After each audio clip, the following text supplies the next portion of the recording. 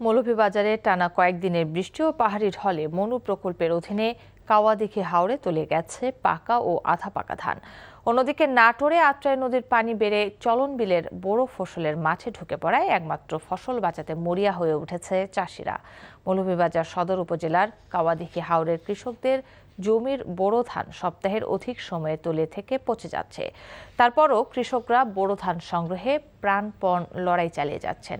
মৌলভীবাজার কৃষি সম্প্রসারণ অধিদপ্তর বলছে, এবছর ৬২,৪০০ হেক্টর জমিতে আবাদ করা হয়েছে। গত কয়েকদিনের টানা বৃষ্টিতে তলিয়ে গেছে ২,৪৪২ হেক্টর জমির বোরো ধান।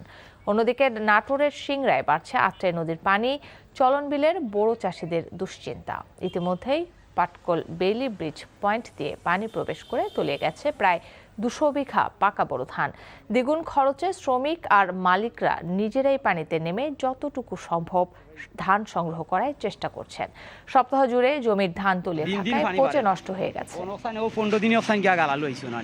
ধান এমনি হইলো তো আমরা ধান কাটতাম পারো না, পানির লাগি মেঘল লাগি। আগাম বন্যাটা আসার কারণে কৃষকের একদম সমস্ত ফসল বন্যার পানিতে ভেসে গেছে, ডুবে গেছে। সুনামগঞ্জের সুরমা নদীতে বাড়ছে পানি, এ নিয়ে দুশ্চিন্তায় আছেন কৃষক। এ বিষয়ে কথা বলতে সরাসরি যোগ দিচ্ছেন স্টাফ করেসপন্ডেন্ট দেওয়ান গিয়াস চৌধুরী। গিয়াস, হাওরের সার্বিক পরিস্থিতি এখন কেমন দেখছেন, কৃষকরা কি বলছে?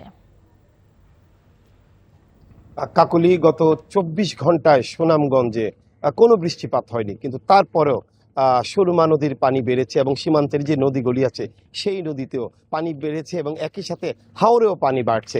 তো আমি আপনাদেরকে যদি দেখাই, আমি আছি এখন সুনামগঞ্জের শহরের পাশের সুরমা নদীতে, এবং এই সুরমা নদীর পানি আপনারা যদি দেখেন একদম কানায় কানায় ভরে যাচ্ছে।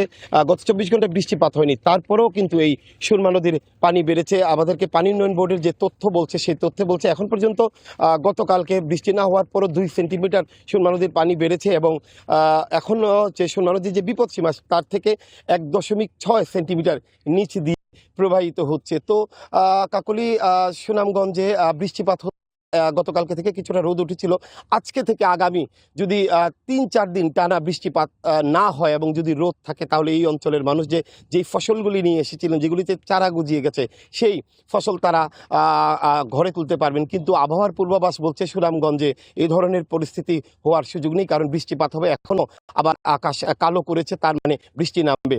তো কাকলি, আজকে আমরা খবর পেয়েছি সুনামগঞ্জে আসছেন ২ জন মন্ত্রী, কৃষি, মৎস্য ও প্রাণী সম্পদ মন্ত্রী মোহাম্মদ আমিনুর রশিদ, দুর্যোগ ব্যবস্থাপনা ও ত্রাণমন্ত্রী আসাদুল হাবিব দুলু এবং প্রধানমন্ত্রীর উপদেষ্টা রাশেদ আল মাহমুদ তিতুমির। ওনারা সুনামগঞ্জে ৩ জন আসছেন এবং সুনামগঞ্জের যে আপনারা জানেন যে ক্ষয়ক্ষতি হয়েছে, ব্যাপক ক্ষয়ক্ষতি হয়েছে, এবং এই ক্ষয়ক্ষতি দেখবেন এবং তারা দুপুরে ত্রাণ সামগ্রী বিতরণ করবেন। কাকলি, আমি আরেকটি বিষয় বলে শেষ করতে চাই যে এই অঞ্চলে জানেন আপনারা একটিমাত্র ফসল, এই ফসলের উপরেই নির্ভরশীল সুনামগঞ্জের প্রায় ৩ লাখ কৃষক পরিবার। কিন্তু এই 3 লাখ কৃষক পরিবার এখন হুমকির মধ্যে রয়েছেন, কারণ তাদের কোনো ধান এখন পর্যন্ত তুলতে পারেনি। আমরা কৃষকদের সাথে কথা বলেছি, কৃষকরা বলছেন তাদের 2/3 মানে 3 ভাগের 2 অংশ ধান এখনো পানি নিয়ে আছে। তো এরকম একটা অবস্থা, এবং যেই ধানগুলি নিয়ে এসেছেন সেগুলিও চারা গজিয়ে গেছে। তো মূল কথা বলতে যে হাওর ভালো নেই, হাওরের যে পরিস্থিতি সেগুলি ভালো নেই। তো কাকুলি, এই ছিল আমার কাছে সুনামগঞ্জ থেকে। জানছিলাম সুনামগঞ্জের হাওরে ধান সংগ্রহের খবর।